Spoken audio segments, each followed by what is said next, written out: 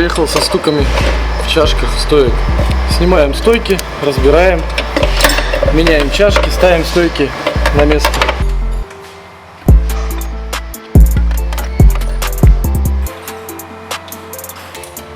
Непростая с приусом, потому что неудобно верхние гайки откручивать.